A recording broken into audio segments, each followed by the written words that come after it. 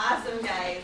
Well, thank you so much for doing that with me. I think it's really important, especially when we're learning about other parts of the world, that you don't just take anybody's word for it, don't just take my word for it, don't just take Mr. Hernandez's word for it, but really have a chance to hear from the people in those regions or read facts and statistics and data points about those regions. So we read a lot of things. Some things were hopefully very inspiring. Some things might have been a little sad. I want to give you guys a second just to like sort of process like everything you're thinking about. And one of the best ways to do that is think about like how these articles are making me feel at the moment. So take about 30 seconds and right now and just jot down right underneath where you did your literacy group writing, you know, like what are you thinking at the moment and what are you feeling at the moment? It can be anything. I'm not going to check it. I just sort of wanted you to have a chance to process like, these articles are really making me feel angry. They're really making me feel sad. I'm feeling very inspired. However that might be for you, take 30 seconds and jot that stuff down.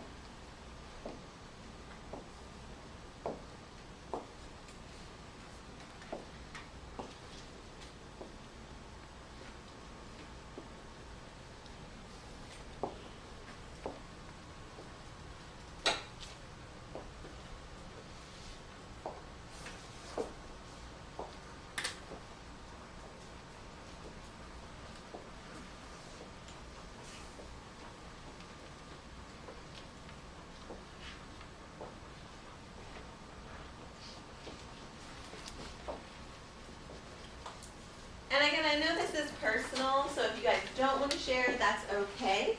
But if 1 to 2 people can just tell me sort of the word that they used to describe what they were feeling, that would be awesome.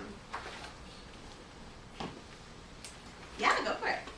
Well, it kind of inspired me because, like, you know, like some girls are shy and they don't want to like tell them their feelings or they don't want to say anything, and like inspired me like to maybe like speak up for yourself and also, like to not be afraid.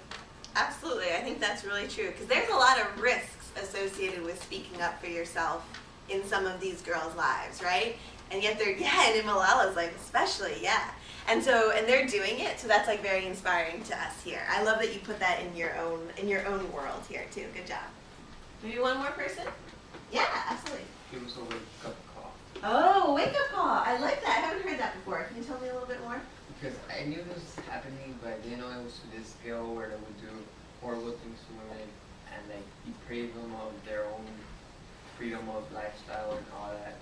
I just knew it was like they just weren't noticed and that's it. Okay, so sort of like there's a difference, I think what you're saying, between like being ignored and sort of being like actively acted against, right? I think that's absolutely true. That's great. And I know I saw your hand. You feel free to share. Like that it makes me feel like really upset that that's happening to them, and at the same time it kind of makes me feel like lucky to be where I'm at and like to be able to like have all these things that they don't. Absolutely. I think that's great too. Absolutely.